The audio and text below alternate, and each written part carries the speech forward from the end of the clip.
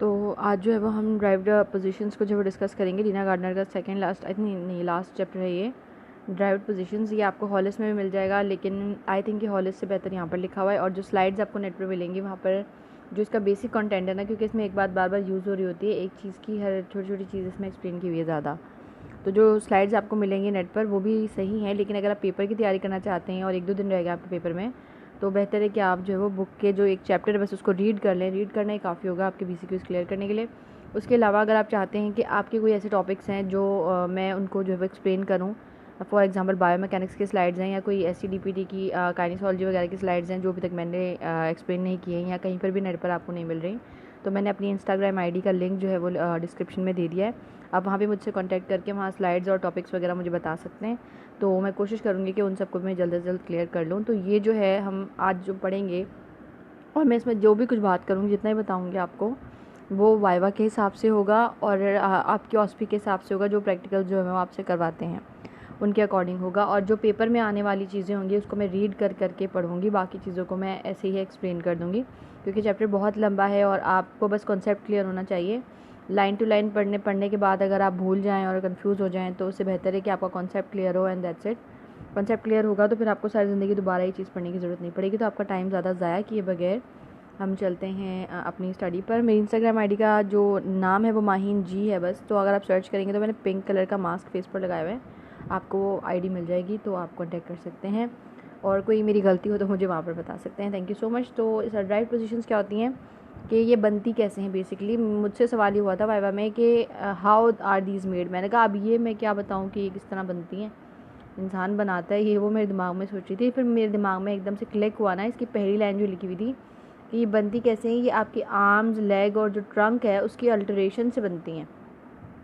मतलब जब आपकी स्टार्टिंग पोजीशंस जो होती हैं, बेसिक पोजीशंस, स्टैंडिंग, लाइंग, ये वो ठीक है ना, स्टैंडिंग, लाइंग, सिटिंग, हैंगिंग, तो जो आपकी बेसिक पोजीशंस हैं, स्टार्टिंग पोजीशंस हैं, ये उसी से आगे बनती हैं। लेकिन किस चीज़, जो बेसिक चीज़ क्या है, जो वर्ड है वो है alteration of arms, legs and trunk, ठीक है। एंड वो साइड और डायरेक्शन भी आप बाद में ऐड कर सकते हैं, लेकिन ये बनती किस तरीके से, इसका पहला जवाब जो है आपके पास ये होना चाहिए।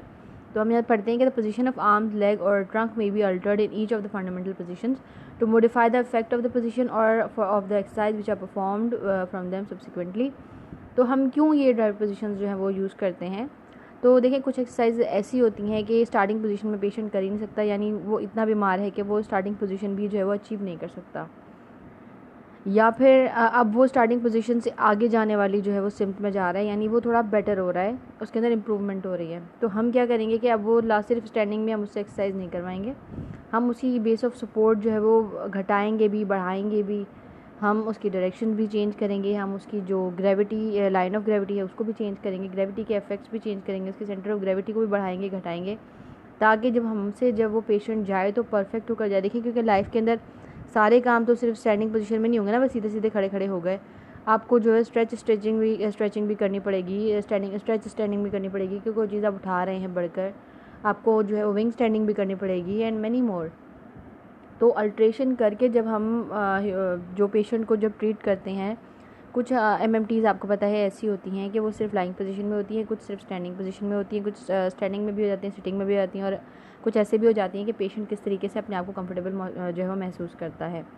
तो ये पोजीशन यूज़ होती हैं कि हम मॉडिफाई कर सकें एक्सरसाइजेस के इफ़ेक्ट्स को। फॉर एग्ज़ाम्पल अगर मुझे सिर्फ एक टांग की जो है वो MMT करवानी है, तो दोनों टांगों का यूज़ करके मैं, मतलब उसको सिटिंग में बिल्कुल नहीं ना हो, एक मतलब पूरी बंदा सिटिंग में हो या पूरा लाइंग में हो, ज़रूरी नहीं है। तो मुझे अगर 1 लेग MMT करवानी है तो उसकी फिर स्टैंडिंग पोजीशन में मैं सिर्फ 1 लेग को यूज़ करूँगी, तो जो पोजीशन है वो चेंज हो जाएगी, क्योंकि एक लेग की पोजीशन दूसरे लेग की पोजीशन से दूर हो गई है या करीब हो गई है। मुझे फ्लेक्जन करवानी है या एक्सटेंशन करवानी है या जो भी, तो पोजीशन एक्सरसाइज करवाते हुए भी चेंज होती है और करवाने के लिए भी चेंज होती है। उन पोजीशंस को हम ड्राइव्ड पोजीशंस कहते हैं। तो इनका पर्पस पढ़ लेते हैं। एज इट इज़ आपको स्लाइड में मिल जाएंगे जो नेट पर मिलती हैं, और एज इट इज़ जो है वो यहाँ पर लिखे हुए। तो ये बिल्कुल ऐसे ही आपने याद करनी है, क्योंकि इसमें से BCQs MCQs बन के आते हैं, और वाइवा में वो ऐसे सवाल कर लेते हैं। मुझे याद है मेरी जो वाइवा के जो बैठी हुई थी वो मुझे कह रही थी कि बेटा बस एक सवाल है, उसका ये जवाब तुमने सही दे दिया, मैं तुम्हें पूरे मार्क्स दे दूँगी। और मैं बस छोड़ें एक वर्ड से जो है वो आगे पीछे हो गया था, फिर भी उन्होंने मुझे पूरे दिए थे। तो इसलिए मैं ये इस पर फोकस करूँगी कि आपका फर्स्ट ईयर तो नया ही होगा ना, मतलब मैं जो फर्स्ट ईयर पढ़ के आई हूँ, उसके बाद जो फर्स्ट ईयर आप पढ़ेंगे, जो उसके बाद कोई दूसरा फर्स्ट ईयर पढ़ेगा, उसके लिए तो हर दफ़ा ये चीज़ें नई ही होंगी ना।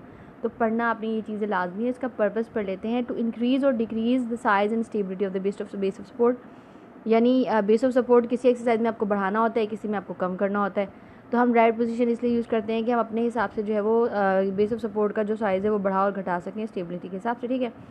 और सेकंड क्या था, रेज और lower the centre of gravity, या सेंटर ऑफ ग्रेविटी को बढ़ा सकें या कम कर सकें अकॉर्डिंग टू द एक्सरसाइज और अकॉर्डिंग टू द पोजीशन।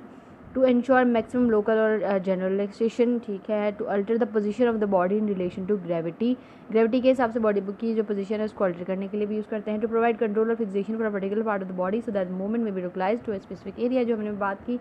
अगर मुझे सिर्फ एक लेग की मूवमेंट कर रही है तो मैं पूरा सिर्फ एक लेग मूव करूँगी, मुझे पूरी बॉडी मूव करवाने की ज़रूरत नहीं है। तो बॉडी की पोजीशन में अल्टरेशन होगी, क्योंकि लेग की पोजीशन जो है वो पहले कहीं और थी, अब कहीं और हो गई है। एग्जाम्पल मैंने लेग की दी है, ये कहीं पर भी अप्लाई हो सकती है। टू इंक्रीज़ और decrease the muscle work required to maintain the position, muscle work को कम और ज़्यादा करने के लिए ताकि जो पोजीशन है उसको मेंटेन किया जा सके। कौन सी पोजीशन जो भी आपने उसको पेशेंट से एक्वायर करवाई है, ठीक है। टू इंक्रीज और डिक्रीज द लेवरेज और to provide a convenient position for such a particular exercise is to be performed. तो ये था, बहुत ईजी था, मुझे उन्होंने पूछा था to provide a convenient what from a particular exercise to be performed, और वो वहाँ पे वर्ड पोजीशन आना था। और आपको पता है कि काइनेसोलॉजी के कितने सारे टॉपिक्स हैं, और जो एक मतलब एग्जैक्ट वर्ड उस टाइम पे बताना, और वो दो मिनट में वो बेल रिंग होने लग जाती है, हॉस्पिटल के लिए बच्चे उठ के जाते होते हैं, और बस वो नहीं आया मेरे दिमाग में वर्ड ना, मैंने सब कुछ बोल दिया। तो चलें, बस आपके दिमाग में आ जाए तो समझे मैं कामयाब हो गई। अब आगे इसके बारे में थोड़ा सा पढ़ते हैं। पोजीशन ड्राइव फ्रॉम स्टैंडिंग, अब स्टैंडिंग से जो पोजीशन ड्राइव होती है उनके बारे में यहाँ पे बहुत सारे नाम भी लिखे हुए होंगे। जैसे यहाँ पे लिखा हुआ विंग स्टैंडिंग, तो यहाँ पे दीना में पिक्चर्स नहीं बनी हुई, तो इन पिक्चर्स के लिए मैं आपको ना दूसरी तरफ जो है वो लेकर जाती हूँ। Okay, this is low standing, low wing standing, और ये है विंग स्टैंडिंग। तो उसमें पिक्चर्स नहीं है, यहाँ पर पिक्चर्स है, तो मैंने पिक्चर आपको दिखा दी कि ये जो है वो विंग स्टैंडिंग था, यानी हाथ को इस तरह कमर पे रखा हुआ है, कैसा लग रहा है, पर हैं, तो ऐसा लग रहा है इंसान तो यही सोचेगा ना, तो उस हिसाब से पोजीशन का नाम लिया हुआ है। तो यहाँ पे क्या थोड़ी सी इसकी बातें एक्सप्लेन हो रही है, इसको ज़्यादा नहीं पढ़ना, इससे अफेक्ट यूज मसल वर्क ये पढ़ना है। हर चीज़ में इस मतलब पोजीशन को ज़्यादा से ज़्यादा एक्सप्लेन किया हुआ है। तो क्योंकि विंग स्टैंडिंग में जो चीज़ें हैं वही लो विंग स्टैंडिंग में होगी, वही मसल वर्क, वही इफेक्ट्स, बट थोड़ा सा जो है ना मामूली सा जो है वो डिफरेंस आएगा। तो हमें लाजमी नहीं है कि हम सारा पढ़ें, तो हमें जो इंपॉर्टेंट चीज़ में पढ़नी है हम वो पढ़ेंगे। The hand rest on the crest of the ilia, आपकी जो इलियक क्रेस्ट होती है आपके पेल्विस बोन के अंदर, वहाँ पर जो है वो आपके आर्म्स जो है वो रेस्ट करेंगे। The fingers which are extended and abducted, आपकी जो फिंगर्स होंगी वो एक्सटेंडेड भी होंगी और अडक्टेड भी होंगी, sorry. Being anterior and the thumb posterior, आपकी फिंगर जो है एक्सटेंडेड और अबडक्टेड होंगी आगे की तरफ, आपका जो थंब होगा वो पीछे की तरफ होगा, जैसा कि पिक्चर में भी था। The wrist are extended from forearm, आपकी जो रिस्ट होंगी वो एक्सटेंडेड होंगी और आपके फोर आर्म जो वो प्रोनेटेड होंगे। एल्बो फ्लेक्स्ड होगा, शोल्डर अबडक्टेड होंगे, ठीक है। अबडक्ट हुए हैं ना, अडक्ट नहीं हुए, थोड़े से ऊपर उठ के हुए हैं, ठीक है। The elbow point straight sideways, आपकी जो एल्बो के जो कोनियाँ हैं वो दोनों साइड की तरफ जो है वो निकली हुई होंगी। इसका मसल वर्क क्या है, adductors of shoulder and extensors of elbow with slightly to press the hand to the trunk, आपके शोल्डर के अडक्टर्स और आपके एल्बो के एक्सटेंसर्स जो है वो इसमें काम करेंगे, ठीक है। तो उसमें बिल्कुल एक एक मसल का नाम लिखा हुआ नहीं आता कि एक्सटेंसर्स कौन से हैं, ये अडक्टर्स कौन से हैं। वहाँ पे सिर्फ इतना ही बताना होता है कि भाई ये जो पोजीशन आपकी विंग स्टैंडिंग की पिक्चर, जैसे हॉस्पिटल में पिक्चर्स भी बनी हुई आती है ना, 5 से 6 स्टेशन होते हैं, तो पिक्चर बनी हुई आ जाएगी, तो इसमें बताएंगे भाई मसल वर्क लिख दें। तो बच्चे वहाँ पे ना एक एक मसल, भाई साहब पेक्टोरलिस मेजर ट्रेपेजियस ये वो सारा एलिया के सब कुछ लिख कर आ देते हैं, तो ऐसा कुछ नहीं होता। सिर्फ जो लाइन यहाँ पे, तभी मैं कह रही थी कि बुक पढ़िएगा, क्योंकि जो लाइंस यहाँ पे लिखी हुई है ना आपने एज इट इज़ लिखनी है कि आपके शोल्डर के अडक्टर, ठीक है, adductors of the shoulder joint और एक्सटेंसर्स ऑफ एल्बो ये काम कर रहे होते हैं, ठीक है। इतना बहुत है, बहुत सारे लिखेंगे ना तो आपको पता है वो जो टीचर एक सवाल से दूसरा सवाल निकाल लेते हैं ना, उस तरीके से आप फंस जाएंगे।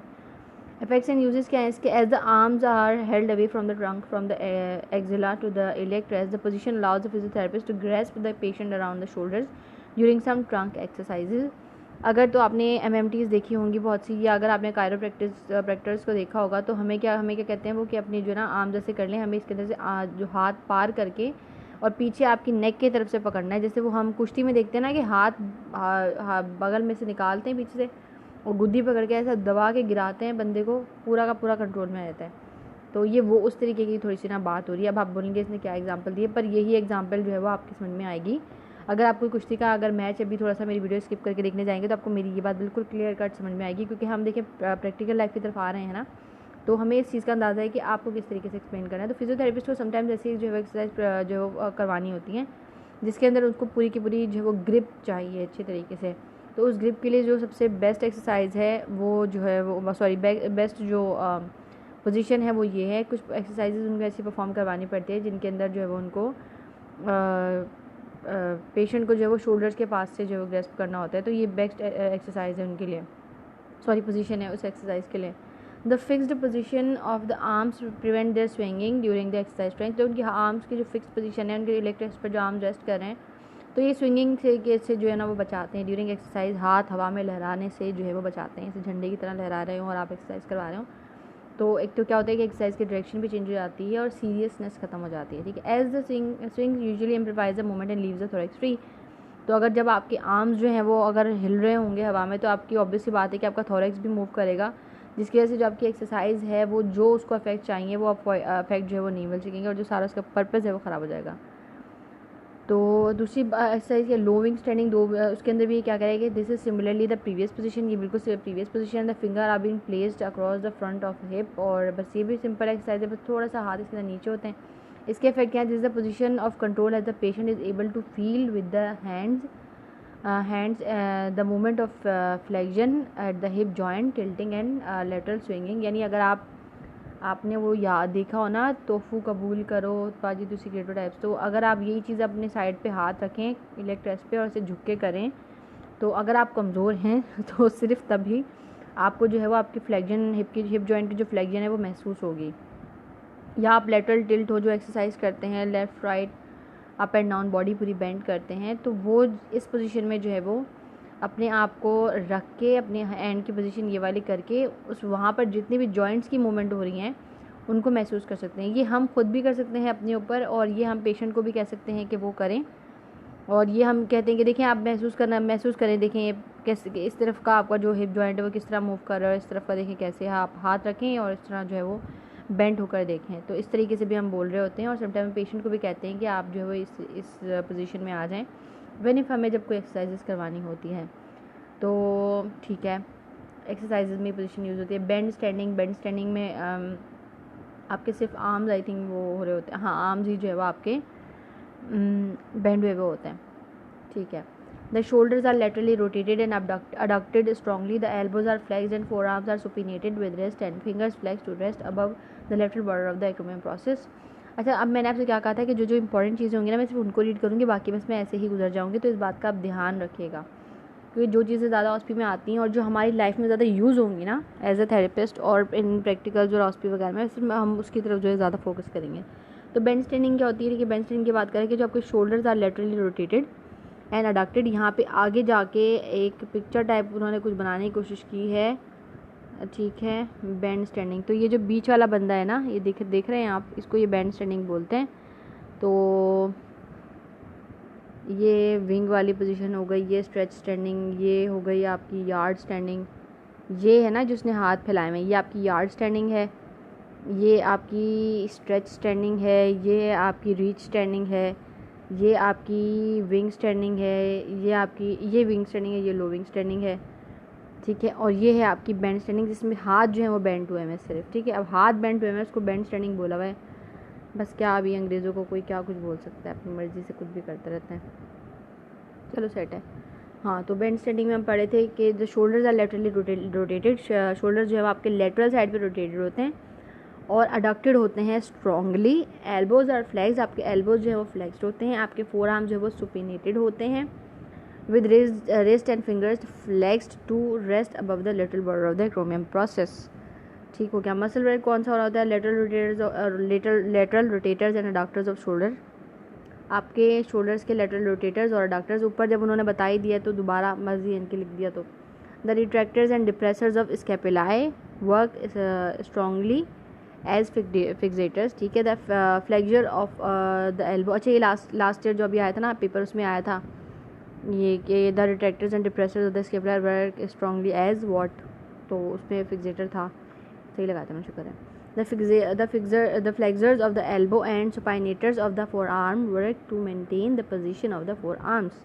आपके फ्लेक्सर्स एल्बो के और सुपिनेटर्स फोरआर्म के पोजीशन को मेंटेन करने में जो है ना मदद करते हैं. The flexors of the wrist and fingers may work slightly. ठीक हो गया. अब इसके फ़ायदे क्या हैं. The position is corrective for the position of the upper back and the thorax is expanded. ठीक है, ये पोजीशन करेक्टिव है किस लिए, आपके अपर बैक के लिए. ठीक, it may therefore be held during some trunk exercises. किसी कुछ ट्रंक एक्सरसाइजेज में वो लाइक हम डंबल उठा के बाइसेप मारते हैं ना, होल्ड करते हैं, फिर बेंड करते हैं, फिर होल्ड करते हैं, फिर बेंड करते हैं. तो इस तरीके की एक्सरसाइजेज में ये पोजीशन जो है वो यूज़ होती है. तो इससे क्या होता है कि स्ट्रेचिंग के जो इफ़ेक्ट्स हैं वो बढ़ जाते हैं, एक्सरसाइज की जो इंटेंसिटी और जो इसके इफ़ेक्ट्स हैं वो ज़्यादा आते हैं. Full flexion of elbow reduces the leverage. Elbow की फुल फ्लेक्जन जो है लेवरेज को रिड्यूस करती है for the adductor muscles of the shoulder joint और making it suitable for from which to perform adduction movements when these muscles are weak. ठीक हो गया. अच्छा, जब हम ये जो मूवमेंट अगर पेशेंट कर सकता है तो ही इज़ नॉर्मल.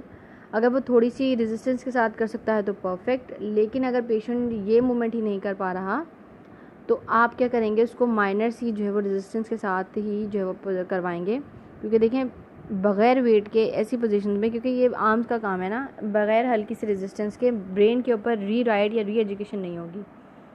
तो चलें ये किसी नेक्स्ट टॉपिक में इस चीज़ को डिस्कस करते हैं. लेकिन बस ये ओके हो गया. चलें रीच स्टैंडिंग की बात हो रही है. The shoulders are flexed and elbows are extended. अब रीच स्टैंडिंग है यानी आप किसी चीज़ को उठाने के लिए जो काम करते हैं, लाइक जैसे चाय का कप उठाने के लिए, कुकीज़ उठाने के लिए, समोसा दूर से बैठे हुए सोफ़े पे, ठीक है, और वो प्लेट दूर है समोसे की, तो किस तरह उठाएंगे. तो वो जो हाथ पूरा स्ट्रेच हो जाता है ना आपको प्लेट को हाथ तक पहुँचाने में, वो वाली रीच स्टैंडिंग की बात हो रही है. अब ये जो रीच स्टैंडिंग है जो हमें दिखाते हैं स्लाइड्स में, अब मुझे नहीं पता बांग्लादेश या इंडिया में क्या होता होगा, लेकिन जो आपको दिखाई जाती हैं पोजीशन उनमें बंदा बड़ा इजीली खड़ा होता है. मतलब ऐसे ही रीच स्टैंडिंग है तो ये पोजीशन एक्सरसाइज में यूज़ हो रही है. एक्सरसाइज में पोजीशन रिलैक्स कभी भी नहीं होती.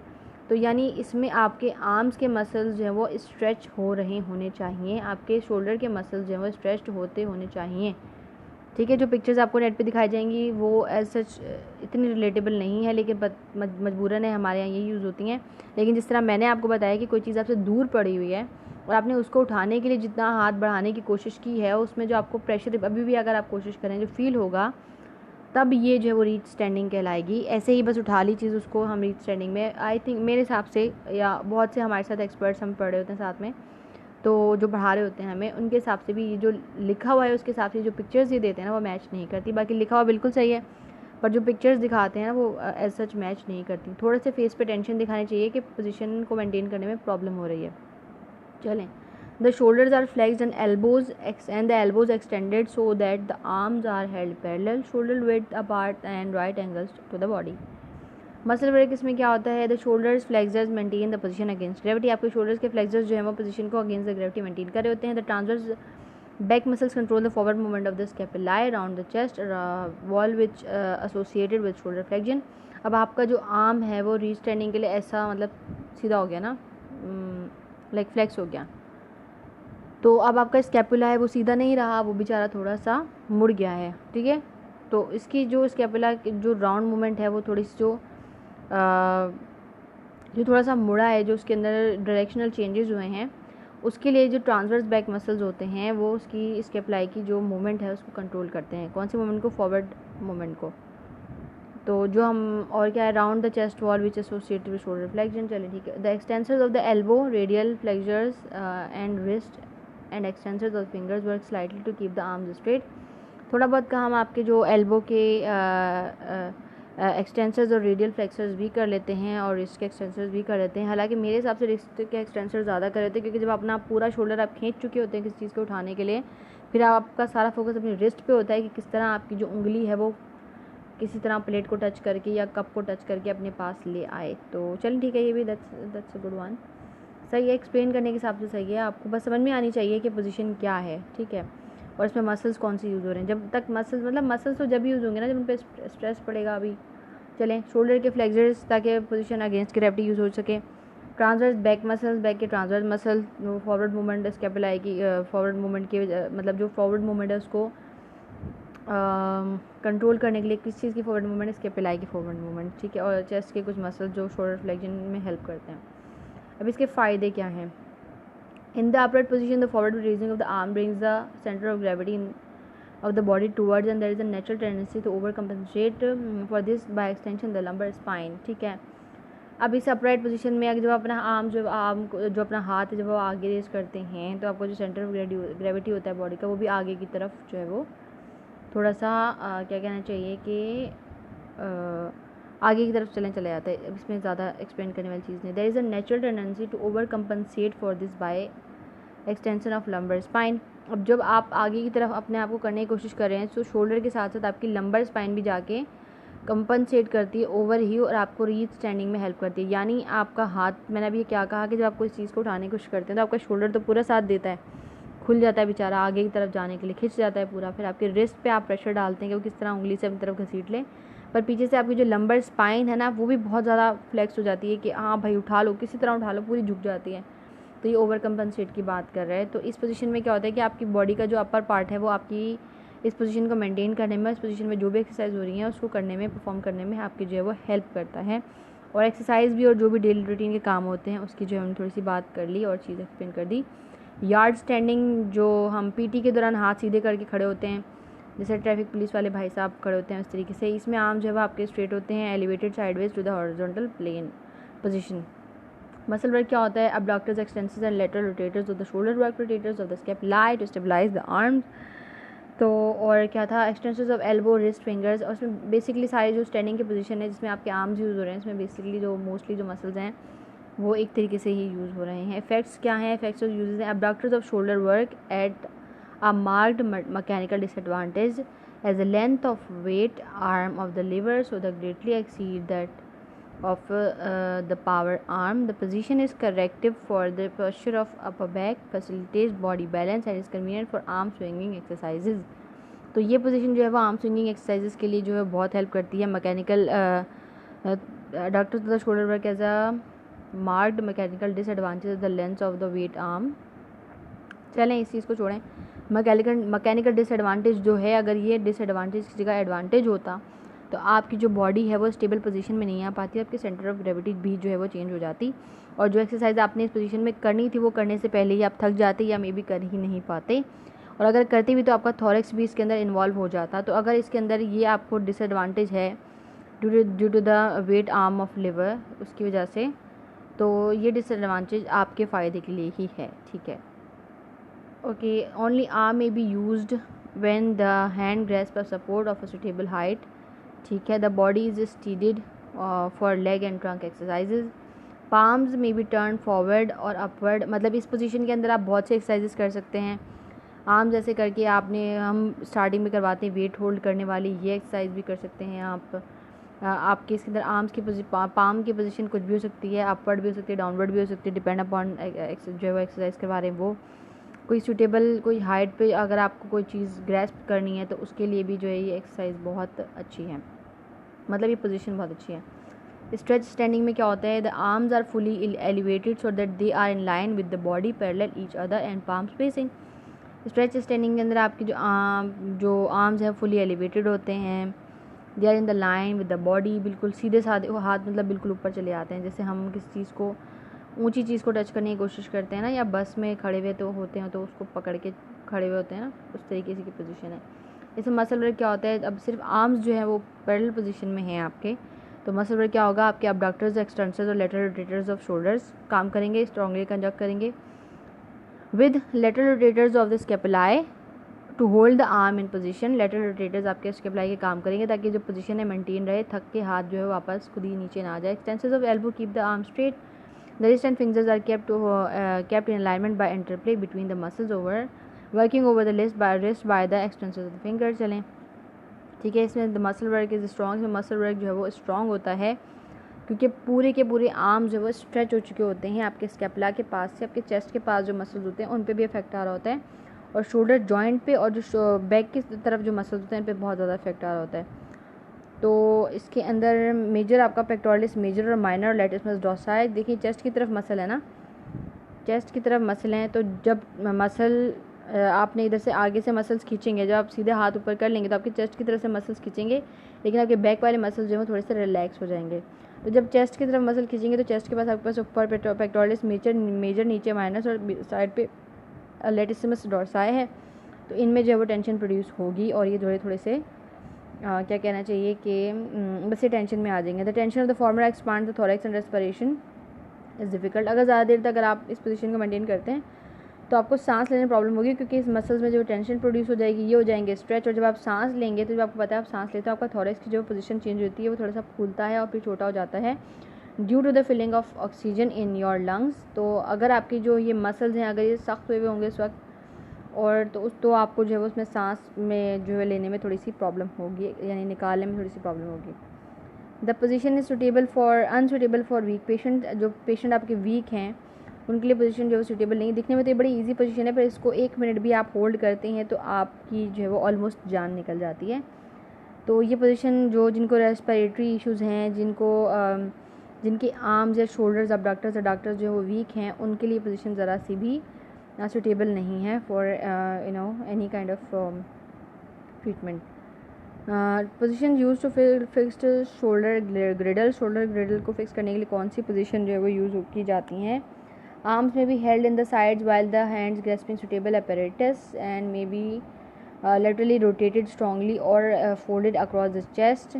The arms are used during head exercises. ठीक है, तो आपकी शोल्डर ग्रिडल की जो एक्सरसाइज जो मतलब पोजीशन है, शोल्डर ग्रिडल को जो वो ठीक करने के लिए जो पोजीशन है कौन सी हुई कि या तो आपके आर्म जो है वो साइड पे होंगे, या फिर उन्होंने किसी चीज़ को पकड़ा हुआ होगा, या फिर जो है वो मुड़े हुए होंगे, लेटरली घूमे हुए होंगे, या जो है वो अपने सीने की तरफ जो अपने हाथ जो है बांधे हुए होंगे। ये एक्सरसाइजेज जो है वो अपने हेड की मूवमेंट के लिए, आपके आर्म्स की जितनी पोजीशन यहाँ पे मेंशन की गई हैं वो सारी हेड की मूवमेंट्स के लिए यूज़ होते हैं। These positions are used during head exercises. ठीक है, अल्ट्रेशन ऑफ लेग की बात हो रही है। अल्ट्रेशन ऑफ लेग की बात करेंगे हम सेकेंड वीडियो में।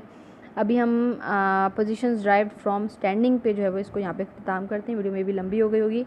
Thank you so much.